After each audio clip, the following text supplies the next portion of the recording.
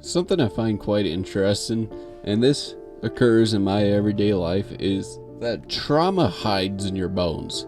That no matter what you do, whatever it is, could be listening, acting, playing, attitude, whatever it is, trauma always hides in your bones. Some notable examples I can think of off the top of my head. This one actually happened more recently at work when I was putting rebar in for this patio.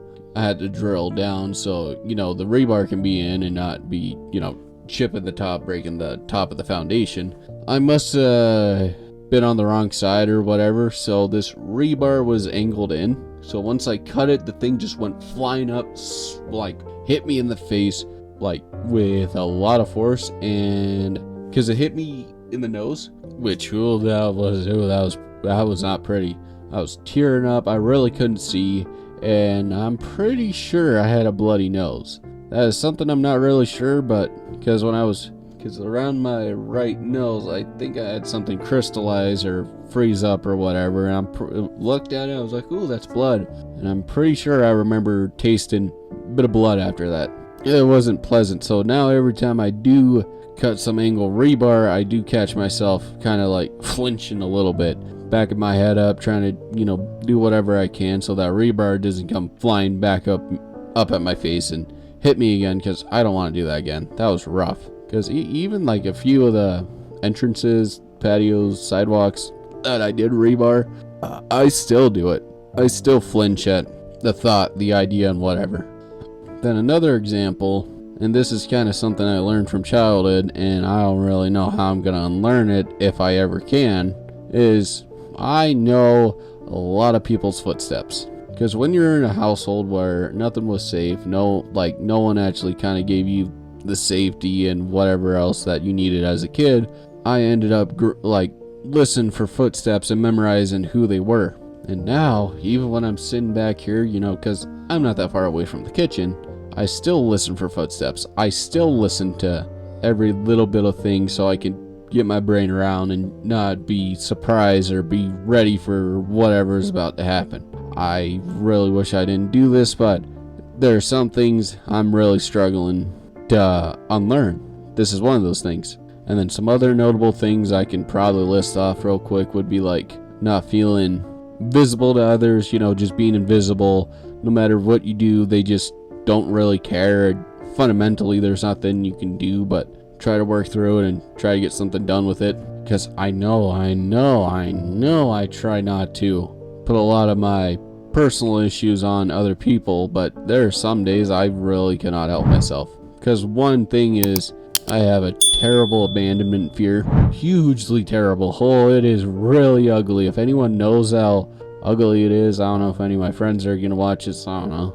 But oh, it is so ugly, and I see it every time I do it, and I can't stop myself. Because the worst thing is, it's sometimes the way my brain works is I can message someone, and then they can go for let's try an hour. They don't respond for I can't speak right now. Holy cow. They don't respond to me in an hour. I start freaking out, being like, oh my god, they don't care about me. I'm done. I hate this person.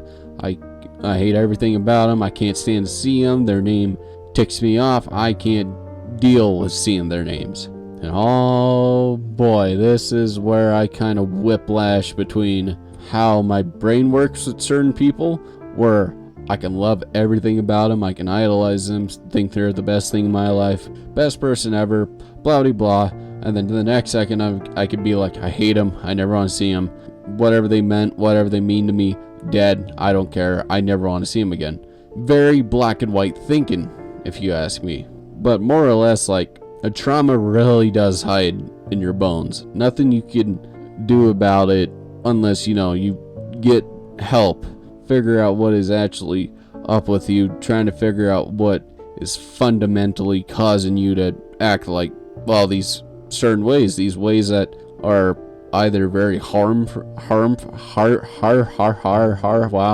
wow, it's really getting to me, harmful to you or others.